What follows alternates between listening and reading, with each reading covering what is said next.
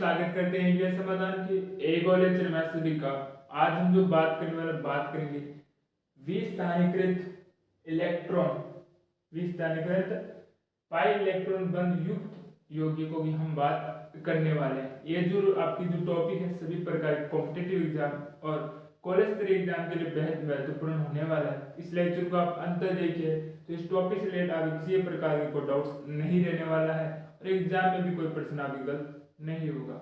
चलिए आज हम लेक्चर शुरू करते हैं। हमने प्रीवियस लेक्चर के अंतर्गत मेटल और जो कार्बन के बीच बंध की प्रकृति के आधार पर इनको यौगिकों को तीन प्रकार में विभाजित किया था।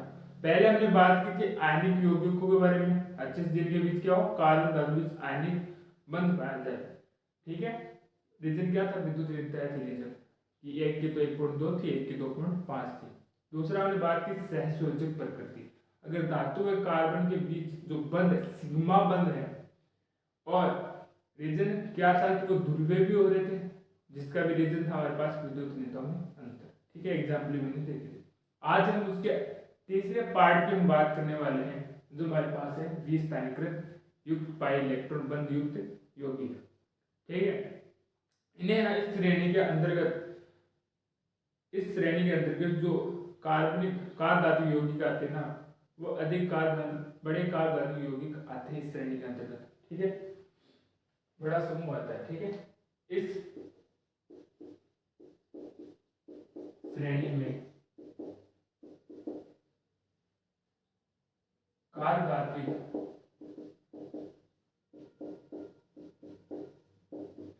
धातु यौगिकों का बड़ा समूह आता है। अधिक कार धातु यौगिक इसी प्रकार के क्या होते हैं। ठीक है, इस श्रेणी में कार धातु यौगिकों का बड़ा समूह आता है। ठीक है, बड़ा समूह आता है। बड़े रूप से अधिकतर क्या होते हैं आपको इसी प्रकार के देखने मिल जाते हैं जो कार धातु यौगिक होते हैं। ठीक है, इन्हें आप क्या करते हो सामान्य जो बंध के जो नियम है ना उससे परिभाषित नहीं कर सकते हो। ठीक है, सामान्य नियम बंध के जो नियम उससे परिभाषित नहीं कर सकते। तो हम आगे बात करें किस प्रकार से परिभाषित करेंगे। देखिए, अगर हम बात करते हैं जो कार्बनिक समूह होता है, कार्बनिक समूह पर विस्थानीकृत पाई इलेक्ट्रॉन का होता है एक अवरण। और हम बात करें धातुओं के रिक्त कक्षक के क्या होता है अतिव्यापक। साथ में जो कार्बन परमाणु है उनके रिक्त कक्षक और धातुओं के भरे हुए रिक्त कक्षक अतिव्यापन भी होता है। यह अधिकतर आपको जो अतिव्यापन होता है वो संक्रमण धातुएं क्या करते हैं अतिव्यापन करते हैं। रीजन क्या है, उनके पास रिक्त डी कक्षीय उपलब्ध है और रिक्त भरे हुए डी कक्षीय उपलब्ध है। ठीक है, हम बात करते हैं इन्हें सामान्य बंध नियमों से परिभाषित नहीं कर सकते। ठीक है, हम देखते हैं कि जो कार्बनिक समूह है,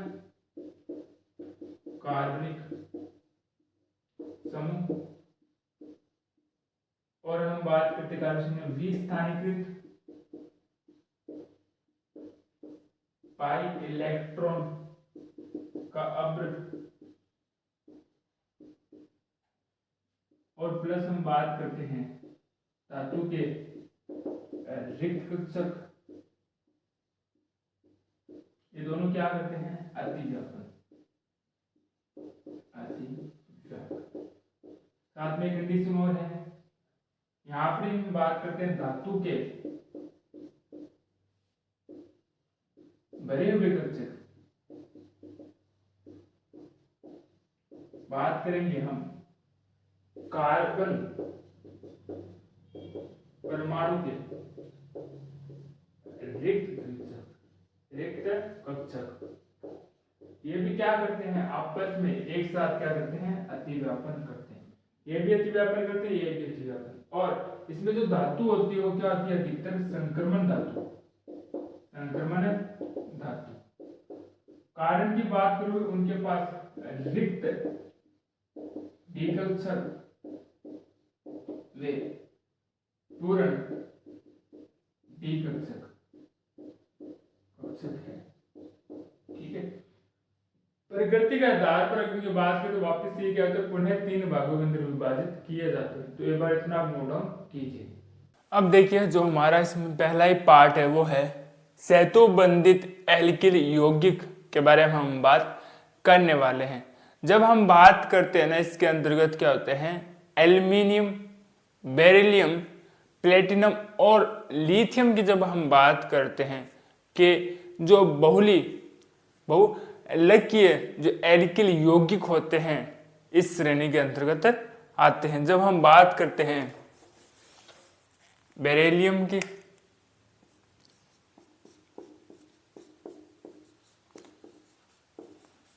एल्युमिनियम,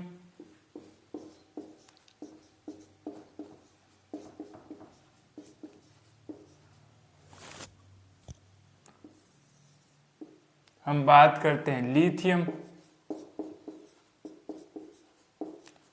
प्लेटिनम,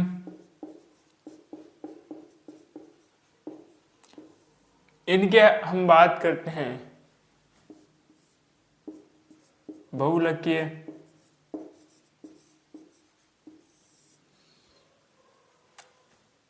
एल्किल यौगिक,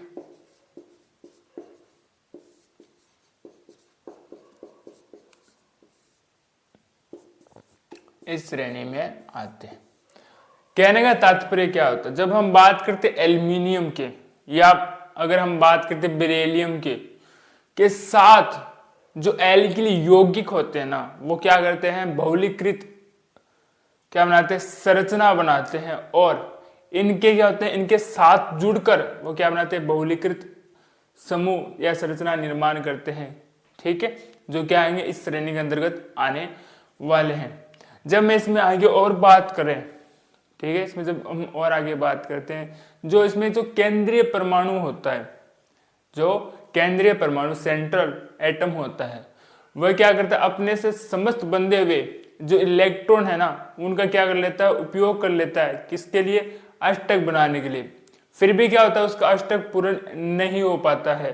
क्या नहीं हो पाता, अष्टक पूर्ण नहीं हो पाता है। तो वो क्या करता है, वो सेतुबंध है ना, सेतुबंधों की सहायता से क्या करता है, बहुलीकृत अणु का निर्माण करता है। किसका निर्माण करता है, बहुलीकृत अणु का निर्माण करता है।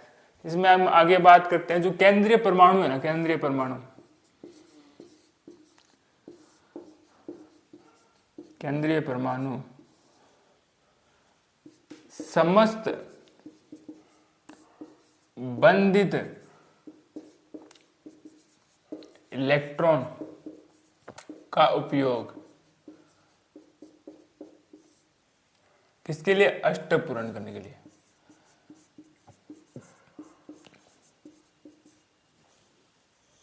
अष्टक पूर्ण करने के लिए। ठीक है, अष्टक पूरा करने के लिए। फिर भी क्या होता है, अष्टक पूर्ण नहीं होता है, फिर भी अष्टक पूर्ण नहीं होता है। तो यह क्या करता है, आता है, अष्टक पूर्ण नहीं होता तो आता है, क्या करता आता है, ये है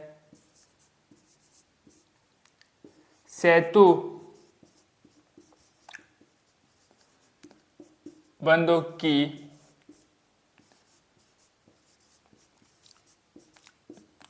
सहायता से बहुलीकृत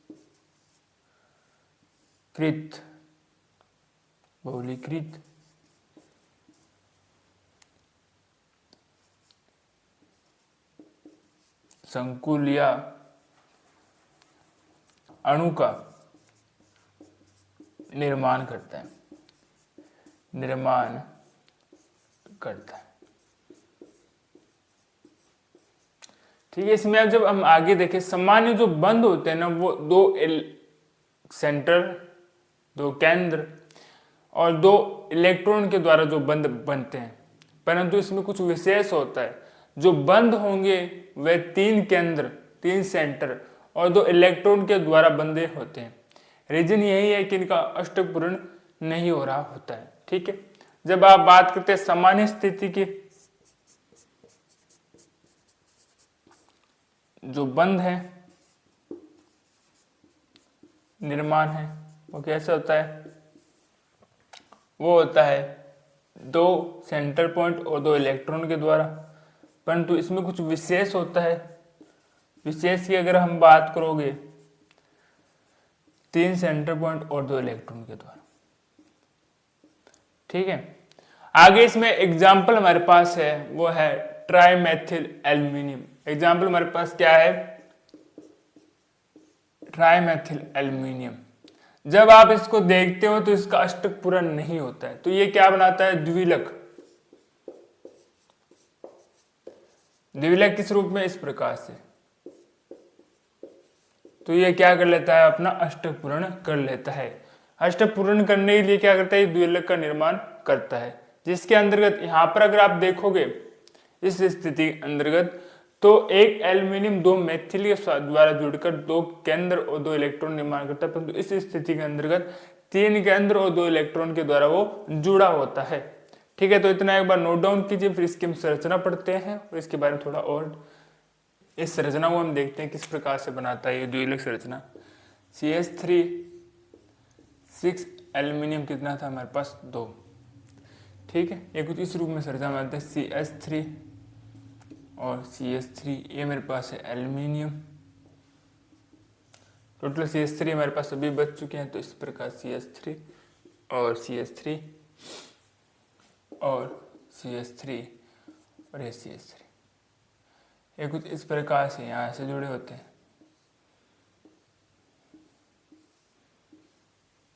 इस प्रकार से।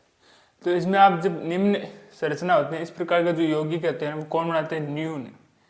जो इलेक्ट्रॉन जो न्यून होंगे ना, वही इसी प्रकार के इलेक्ट्रॉन न्यून। ठीक है, इलेक्ट्रॉन जो न्यून होते हैं यौगिक,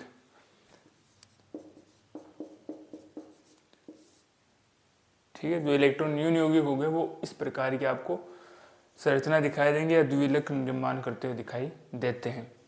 आगे इसके अंतर्गत हम अगर बात करें, जो एल्यूमिनियम है ना, एल्यूमिनियम दो मेथिल समूह के द्वारा, एल्यूमिनियम दो मेथिल समूह के द्वारा दो सेंटर और दो इलेक्ट्रॉन बंध पाया जाता है, जिसकी अगर हम बात करोगे लंबाई की, लेंथ की बात करोगे, वो होती है 1.92 एंगस्ट्रॉम होती है। परंतु जब हम बात करते हैं द्विविलक रूप में, तो दोनों जो एल्यूमिनियम आपको दिखाई दे रहे हैं, इनके बीच क्या पाया जाता है, दो सेतुबंध।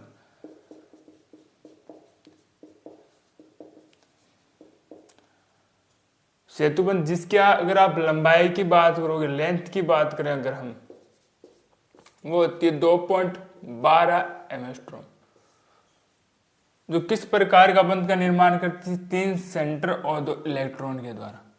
इसका कहना क्या है, जो दो इलेक्ट्रॉन हैं,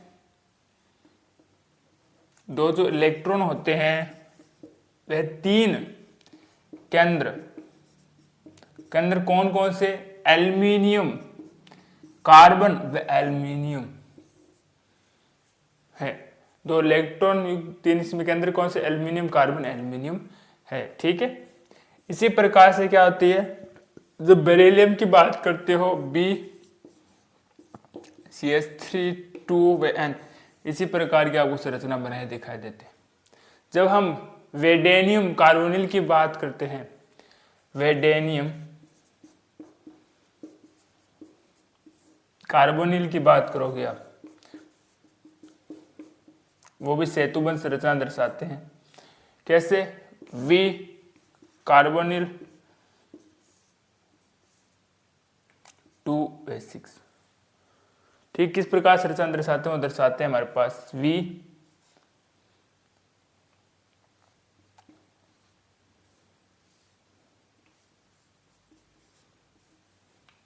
C2O5 C2O5। देखिए, हम जो बात करने वाले हैं, बात करेंगे सैंडविच यौगिक के बारे में। ये जो सैंडविच यौगिक है, अपने नाम के अनुसार ही होता है। जिस प्रकार से आपने सैंडविच देखा होगा, जिसकी दो दो लेयर होती है और उनके बीच क्या होता है, कोई अन्य पदार्थ होते हैं। इसी प्रकार से इसमें भी क्या होता है, एरोमेटिक क्या होते हैं, दो वलय होती है जिनके मध्य क्या होता है, धातु होता है। एरोमेटिक वलय भी वह होती है जिसके अंदर क्या होता है, विस्थानीकृत क्या होते हैं, पाई इलेक्ट्रॉन उपस्थित होते हैं। ठीक है, अगर इसमें बात करते हैं दो एरोमेटिक क्या होती है, वलय जिनके बीच तो एरोमेटिक वलयों के बीच, ठीक है, जिनके बीच क्या होते हैं, धातु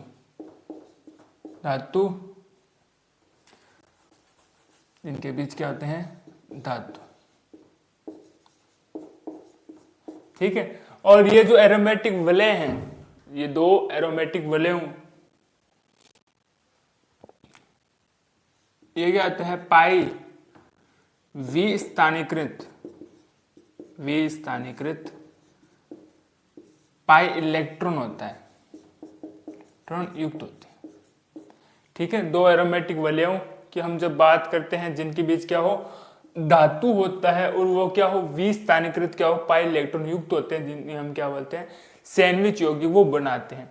जब मैं बात करता हूं ना केंद्रीय परमाणु की, सेंट्रल जो हमारे पास क्या था, एटम, उसके पास क्या होता है, जो पाई इलेक्ट्रॉन क्या होता है, चारों ओर अब्र होता है। और जब मैं बात करता हूं धातु की, तो उसके पास क्या होता है, रिक्त डी कक्षक होते हैं जो आपस में क्या करते हैं, अतिव्यापन करते हैं। क्या करते हैं, अतिव्यापन।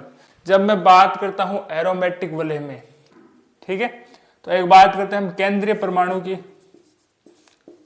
केंद्रीय परमाणु की जब आप बात करते हैं, उसके पास क्या होता है, पाई इलेक्ट्रॉन का अब्र।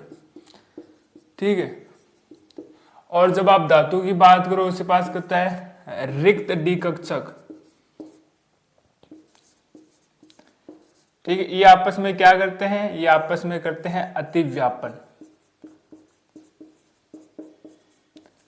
ठीक है, और इसमें जो आपको ये धातु दिखाई दे रहा है ना, वो वलय में इस प्रकार से व्यवस्थित हो जाता है, इस प्रकार से व्यवस्थित हो जाता है, जो धातु और कार्बन के बीच की क्या होती है, दूरी क्या होती है, वो समान होती है। ठीक है, ये धातु है, इस प्रकार से क्या हो जाएगा, व्यवस्थित, जिससे क्या हो, जो मेटल और जो कार्बन बीच क्या हो, दूरी क्या हो, समान, दूरी क्या हो, समान हो। ठीक, इस प्रकार से व्यवस्थित हो जाता है, जिससे क्या हो, इनके बीच दूरी समान होती है। इसका सबसे चर्चित जो उदाहरण है वो है फेरोसिन, साइक्लोपेंटा, डाई इनाइल क्या है, आयरन, जो इसका क्या है, एग्जाम्पल है। ठीक है, जो इसका एग्जाम्पल है। इसमें आगे हम बात करें तो हमारे पास क्या होता है कि किस प्रकार से व्यवस्थित होते हैं, उसके बारे में बात करते हैं। देखिए, जब हम बात करते हैं पहले आयरन की, ठीक है, जो आयरन होता है वो जो एरोमेटिक वाले C6H5 के साथ किस प्रकार से जुड़ा होता है, उसके बारे में बात करेंगे। पहले हम आयरन की बात करते हैं, जो आता है 26 में। उसका पहले हम इलेक्ट्रॉन विन्यास लिख लेते हैं।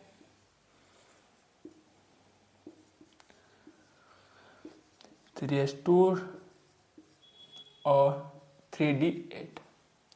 अब हमें बात करनी है Fe+2 की। आखिरी अंतिम इलेक्ट्रॉन से हम 2 इलेक्ट्रॉन निष्कासित कर देते हैं, 3d6। अब इसका डी के, केवल डी की बात करता हूँ, डी में कुछ आपको इस प्रकार से कक्षे दिखाई दे जाएंगे, जिसमें हमें 6 इलेक्ट्रॉन, पहले सभी के अंदर हम एक एक इलेक्ट्रॉन भरते हैं, फिर आखिरी में 6 इलेक्ट्रॉन भरते हैं। ये जो आपको 4 अयुग्मित इलेक्ट्रॉन दिखाई दे रहे हैं, ये क्या हो जाते हैं, युग्मित। ये क्या हो जाते हैं, यहाँ पर युग्मित हो जाते हैं। क्या हो जाएंगे, युग्मित। युग्मित होने बाद किस प्रकार से दिखाई देंगे, देखते हैं, इस प्रकार से। तो इसमें देखिए 2 क्या बच चुके हैं, रिक्त कक्षक। ठीक है, जो रिक्त कक्षक बच चुके हैं वो क्या करते हैं, जो हमारे पास एरोमेटिक वलय है, जो पाइल इलेक्ट्रॉन है, अब्र है, उसके साथ क्या करते हैं, अतिव्यापन करते हैं। और क्या बनाते हैं, ये बनाते हैं FeC6H5 C6H5 बनाते हैं। ठीक है, और इसके अलावा अगर हम बात करते हैं अन्य जो उदाहरण है सैंडविच यौगिक के, वो आपको स्क्रीन पर भी दिखा दिए जाएंगे यहाँ पर, तो उसको अच्छे से आप नोट डाउन कीजिए पॉज करके। ठीक है, और एग्जाम के लिए बेहद महत्वपूर्ण होने वाले हैं ये उदाहरण, तो अच्छे से इसको 2 से 3 बार कॉपी में नोट डाउन करके याद करने का प्रयास कीजिए। इसके बाद हम जो बात करने वाले इसके अंतिम उदाहरण आगे देखिए, हम बात करेंगे जो ओलेफिन या हम बात करते हैं एसिटिलीन जो यौगिक होते हैं ना, ओलेफिन या जो एसिटिलीन यौगिक होते हैं, इन यौगिकों का निर्माण किस प्रकार से किया जाता है? इनका संक्रमण धातुओं का प्रयोग कर संक्रमण धातुओं का प्रयोग करके इस प्रकार यौगिक बनाए जाते हैं। इसमें क्या होते हैं? द्विबंध या हम बात करें पाइबंध या त्रिबंध जो इलेक्ट्रॉन होते हैं ना, वो क्या करते हैं? रिक्त डी कक्षक के साथ क्या करते हैं? अतिव्यापन। और अगर हम बात करते हैं जो भरे हुए जो डी कक्षक होते हैं वे ओलेफिन या अगर हम बात करते हैं एसिटिलीन के जो विपरीत बंधी रिक्त के साथ क्या करते हैं? अतिव्यापन करते हैं। ठीक है, अगर हम इसमें बात करें संक्रमण धातु का प्रयोग, ठीक है, इतना ही उपयोग या प्रयोग किया जाता है। ठीक है, दूसरे पॉइंट की अगर हम बात करते हैं द्विबंध या त्रिबंध, इलेक्ट्रॉन है, ठीक है, डी धातु के रिक्त डी कक्षक के साथ क्या करते हैं? अतिव्यापन। इसमें हम बात करते हैं धातु के भरे हुए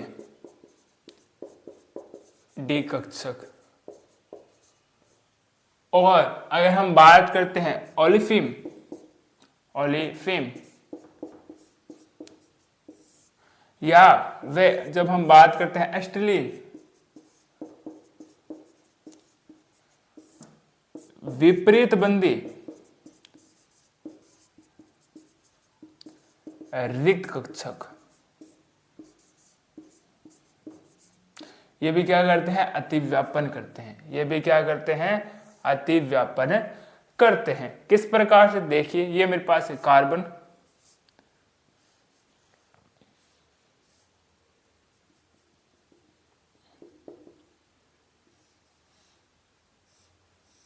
इस प्रकार से,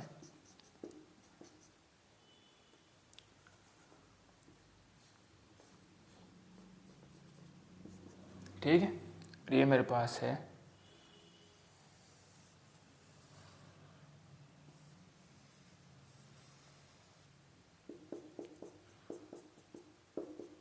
ठीक है, और ये मेरे पास है मेटल जिसके साथ यह क्या कर रहा है? अतिव्यापन। ठीक है, यहां पर अगर हम बात करोगे जो रिक्त डी कक्षक है ना, रिक्त डी कक्षक से पाई इलेक्ट्रॉन की ओर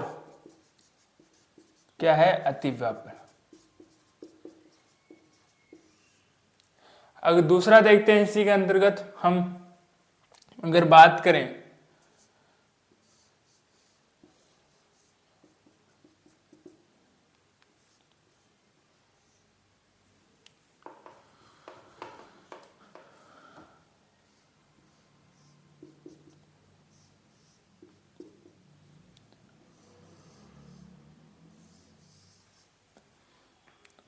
मेटल है,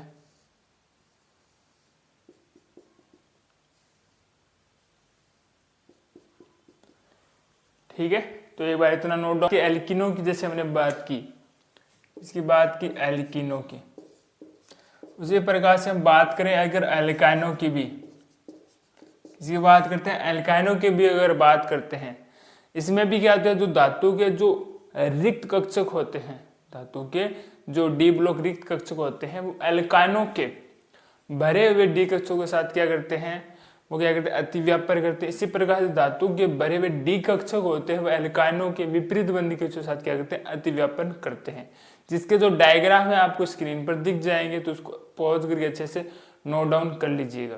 तो आशा करते हैं आज का लेक्चर आपको अच्छे समझ में आया होगा। फिर भी मन के अंदर को डाउट्स रहते हैं तो उनको कमेंट में लिख दीजिएगा, आने वाली क्लास के अंदर उसका जरूर सोल्यूशन दिया जाएगा। लगातार पढ़ते रहिए, रिवीजन करते रहिए। मिलते हैं आपको एक और नए टॉपिक, एक और नए लेक्चर में। तब तक के लिए धन्यवाद।